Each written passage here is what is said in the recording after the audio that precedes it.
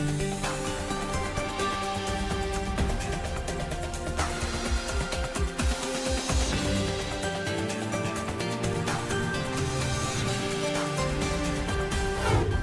today's World Insight, as COP29, the UN climate conference, wraps up in Azerbaijan's capital, Baku, a new start with funding for climate action. That's as China doubles down on green innovation toward the world's carbon neutral goals. So, what's next?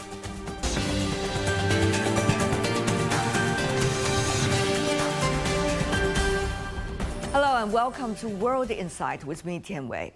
After 2 weeks of negotiations, the COP29 climate conference concluded in Azerbaijan, with discussions centered on funding, adaptation, and emissions reductions.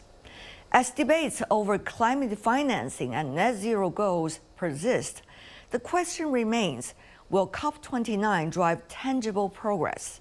Meanwhile, as one of the world's fastest reducers of energy intensity, how might Chinese innovation inspire global solutions?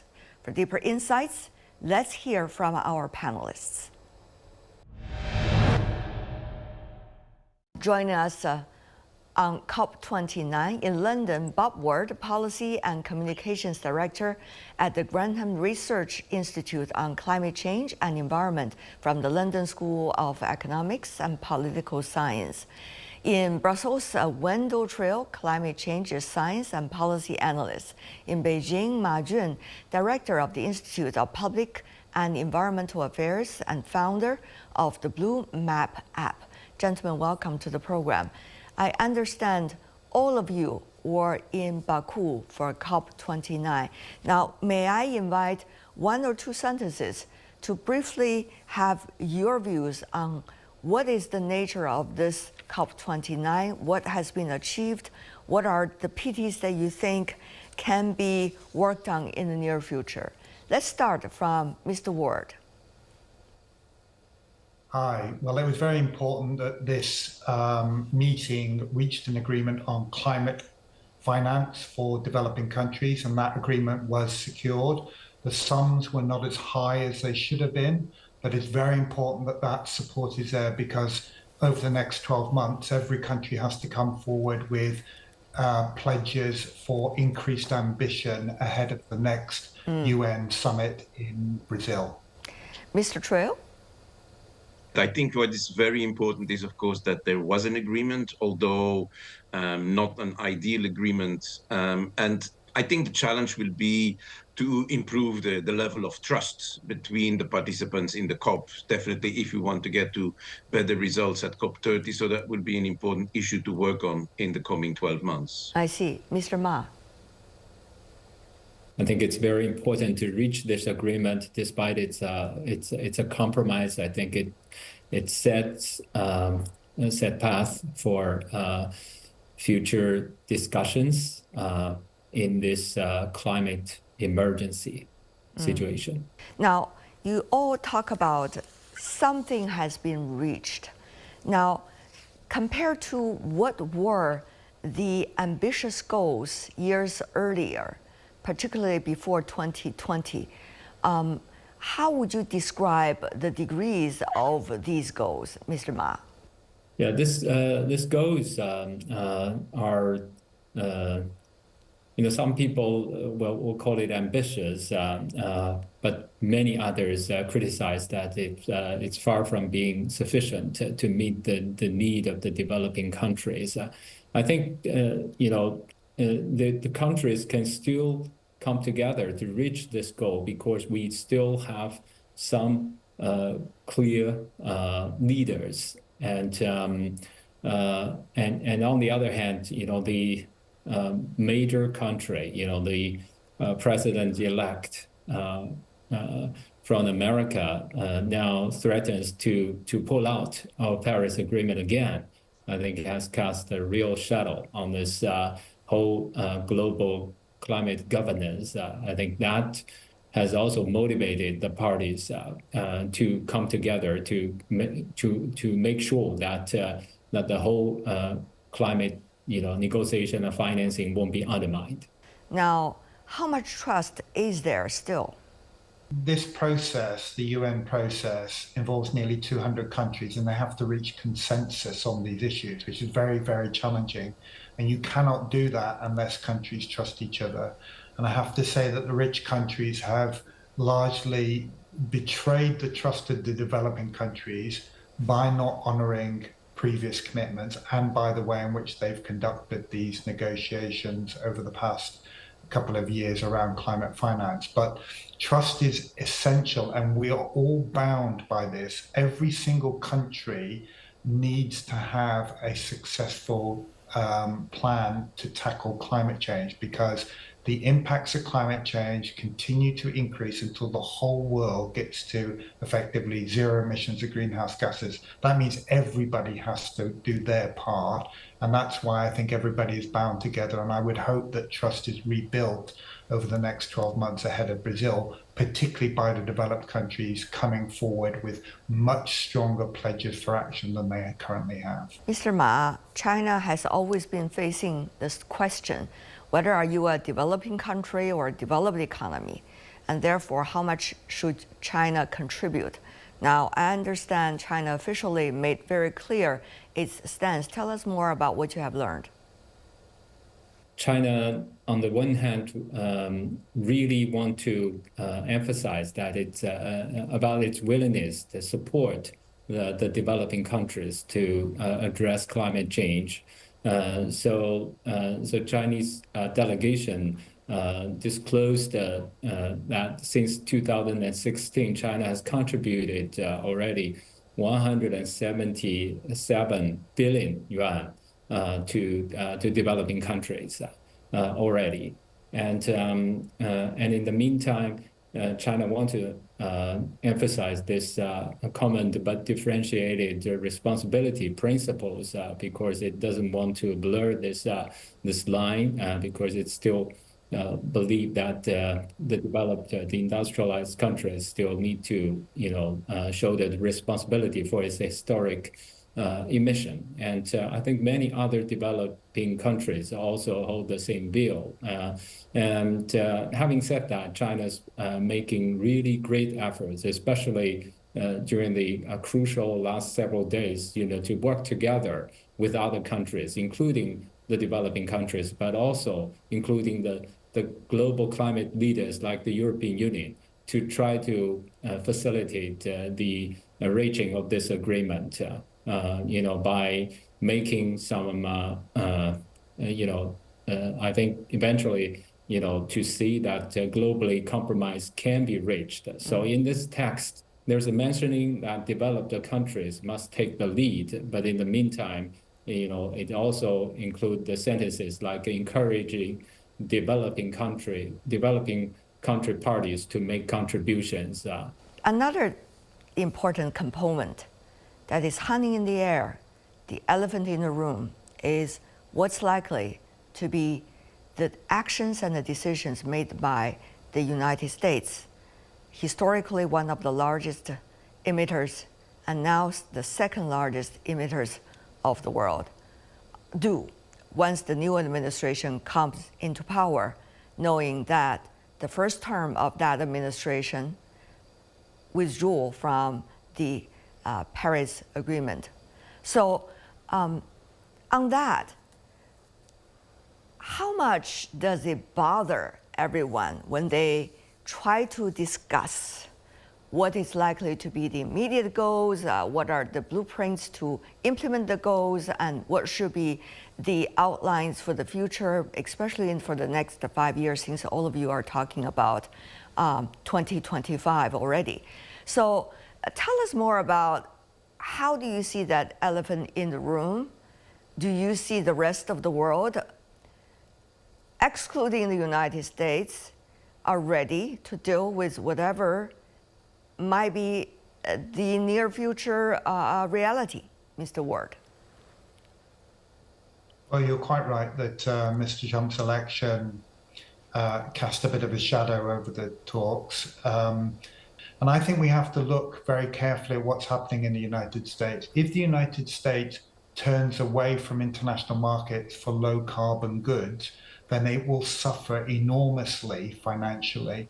And so there will be private companies, including Tesla, of course, headed by Elon Musk, who's an advisor to Donald Trump.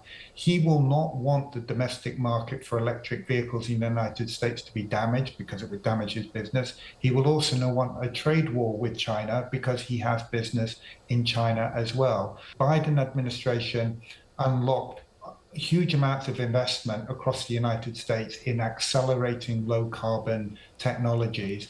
A lot of that investment is benefiting Republican states. And I think Mr. Trump will be very careful about trying to wind that back. So we will have to see. It's certainly not helpful to have Mr. Trump withdraw the United States and to be denying the reality of climate change. But I think the world will just get on with it. And actually, there might be opportunities for China and other countries in international markets if the US does become more inward looking.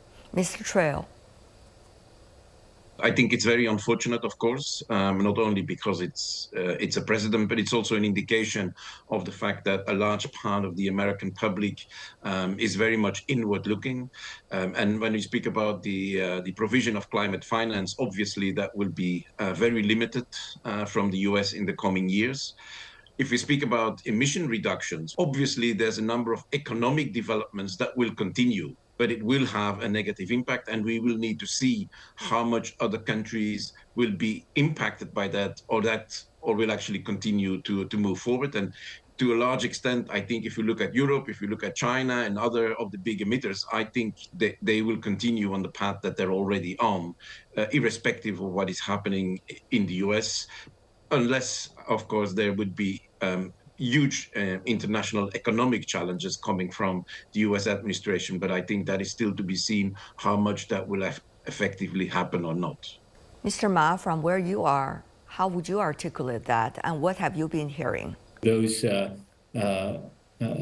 NGO and other colleagues from America, they actually concern the most because there will be highly limited space for them to continue their efforts within their country, and the global climate governance will also, be affected. I think the NDC negotiators will be under pressure when historically the largest emitter pulling out of this Paris Agreement again.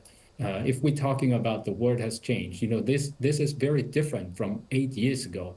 At that time, when the first Trump administration withdrew from the Paris Agreement, there is a real sense of frustration and concern that the global governance will be truly undermined. But this time, I think there's a kind of a different sentiment because many increasing number of all the people in the world have recognized that take the decarbonization may generate new green economic growth. Just taking China as an example, the renewable energy and related industries have grown exponentially in recent years and have account for 40% of China's GDP growth last year. So this is extremely important. So Paris Agreement will have its own resilience, and part of that, a major part of that, is the potential for the future green development. Talking about green development, we are really moving on to another important component of discussion, I guess. Mr. Ward, knowing the green transformation that we are seeing today can well accomplished to a larger degree by the latest technologies and applications of these technologies. But the other side of the story is trade disputes and geopolitics seem to hinder the wider spread and also the more accessibility of these technologies to a larger proportion of the populations worldwide. What do you make of these apparent dilemma? Well, in general, the whole world benefits from a free trade system because we all rely on the trade of goods for our economy and for being able to access goods and services that we need in our daily lives. So that the world benefits. There is, though, concern about places which are not putting strong measures in place to curb carbon dioxide emissions from their industries. And it means that other countries where they are putting those kinds of constraints in are worried that they're going to be undercut. That's why there is this discussion about so-called carbon border adjustment mechanisms, which would put tariffs on essentially dirty goods. But it is an important principle that we should be trying to encourage investment. And I, for instance, do not agree with the tariffs that the European Union are planning to put in place on Chinese manufactured electric vehicles, because China invested, its industries invested in the technologies of the future. It now produces high quality, low cost electric vehicles. The whole world can benefit from that. And I'm afraid Europe is trying to protect its industries, which did not invest enough in that development. And I just don't think that's the right way forward. So we will need, I think, increasingly bodies like the WTO to be involved. I know the head of the WTO was at COP talking about trade, and I would expect future COPs to be talking about trade relationships as well as all these other issues. Yeah, well, I mean, obviously there's quite a number of challenges around. One is that I wouldn't kind of completely agree with the concept that free trade is the solution to everything. I think there's a number of limitations to what the Earth that we're living on can sustain, and I think that there's a need for a number of trade restrictions to ensure that the resource extraction remains within certain limits, which is one of the kind of backbones of the EU deforestation regulation, which aims to limit trade in certain commodities. Secondly, I think the challenge is that climate change is a global problem, which means that what happens in one country impacts actually all the other countries of the world, which means that the solution is also a collective one. And so the challenge will be that there are a number of free riders that don't want to invest in climate policies. And so trade measures can be one of the ways to ensure that everybody kind of comes on the same level playing field. And in that sense, I do think that there is reason to look at what can be done to ensure that all countries at least contribute to the solution of the problem. And trade measures can be part of those tools. But of course, they need to be done carefully and with the right level of incentives, etc., etc. I understand the principles that you have just described, but there are a lot of adjectives in it, and therefore, how to understand these adjectives, and as a result of that discussion, how to deal with the urgency of climate change as we speak, while there are availability of both the technologies and the products, which are not necessarily as expensive as just say 5 years ago. Mr. Trail, can you further explain to us what you meant? Yes, I mean, I think there's two sides of the coin. One is that we need to look at how can we promote the alternative technologies, and mainly thinking about renewable energy, wind and solar power, etc. And at the same time, how can we actually give incentives to phase out pollution? And one of those incentives, and it's not the only one, but it's one of those, is putting a price on pollution.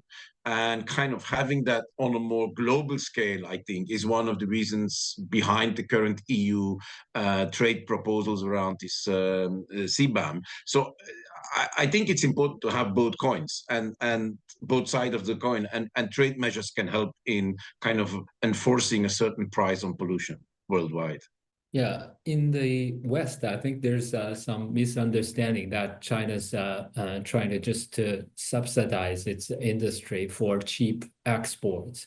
But in reality, China by itself has been, trying to deploy the renewable energy in a unprecedented way. By June this year, Chinese China's renewable energy target set for 2030, 1,200 gigawatts of installation have been achieved, by June this year, so 6 years earlier.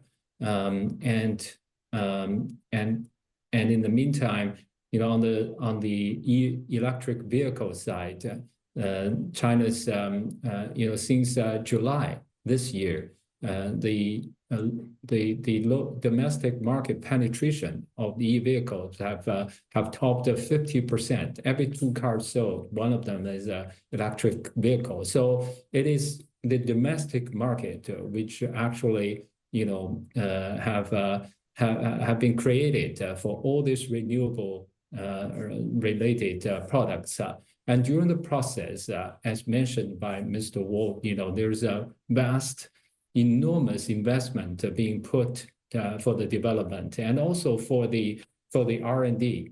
As a result, the scale of the economy and all the R&D, make it more cost, effective. By the way, many of the European car makers, they have already designed their strategy. For example, forming joint ventures with China, having Chinese EV companies to work together back at home, and at the same time to jointly develop new technologies with Chinese counterparts from China. So it's not that the European car makers as a whole reject what's going on, but rather some of the sporadic car manufacturing industries in certain European countries, plus some of the European politicians, seem to have very different views.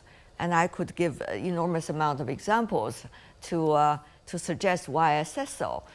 So, Mr. Trail, can you be more specific when you say European car makers? Yeah, but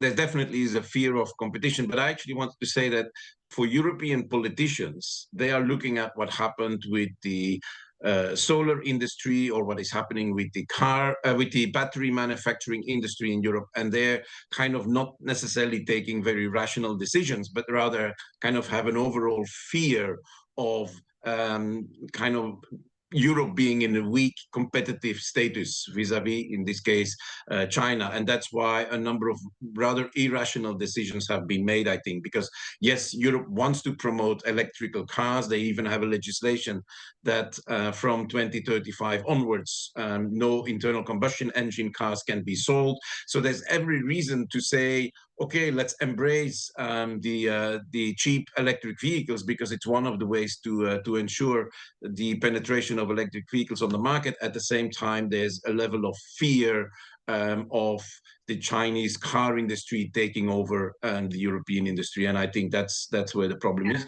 And of course, there's a number of countries, in particular Germany, that is very concerned about that because of the large presence of the car industry in Germany.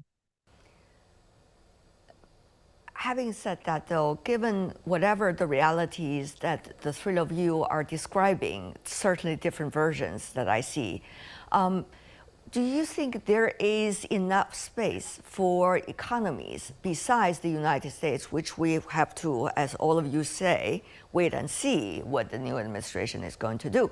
But then, what about for the rest of the world? Is there still enough and strong consensus and bond for them to be together for the climate change efforts, as we are already in the post-Baku time, leading up to the next important COP, which is going to design the 5-year plan for the next, to design the 5-year plan for the next very important juncture of climate change? Mr. Ward. Well, the fact is that we can see the impacts of climate change all around us at the moment, affecting all parts of the world and getting worse. And they will continue to get worse until the world gets to net zero emissions. So that cannot be ignored. It's going to be far more expensive and far more difficult to try and cope with those impacts than stopping them from getting worse and worse. And remember, at the moment, we're on a pathway that would mean potential warming of the Earth by 3 degrees by the end of this century compared to pre-industrial, something the Earth has not seen for 3 million years, at a period when the global sea levels were 5 to 25 meters higher than today. That's not the kind of world in which anybody will prosper. And so we do need a far stronger system and far more action by all countries, because we're all collectively in this same situation. All right. Mr. Trail? Yes, well, climate change is a complex issue and it encompasses everything in economy and society. So there's many different issues. On top of that, with 200 countries negotiating all with their own kind of concerns and needs, it's definitely hugely challenging. But the fact that we did get an agreement in Baku, the fact that we got kind of strong statements on climate from the G20 Leaders Summit does mean that there's still a sufficient amount of countries that actually want to look at how can we do that together. But the sense of urgency really needs to increase. I think that it's clear impacts of climate change are already visible in all parts of the world, affecting the society as a whole. And so that needs to be tackled, and with more urgency than we're currently doing it. Last but not least, Mr. Ma. Yes, the increasing frequency of all the extreme weather events and the potential catastrophic climate change impacts have brought most of the countries together. You know, despite some of the disappointed expressed, some of the frustration expressed, but most of the countries still want to come together to find their way to address the climate change, and I hope that raising ambition is important, but implementation is equally important as well. Ma Jun, Wendell Trail, Bob Ward, thank you so much for being with us. All the best. And that's all we have for today. If you'd like to know more, search World Insight. Check out our YouTube channel. Follow us on X and Facebook. I'm Tian Wei on behalf of the team. Thanks for being with us.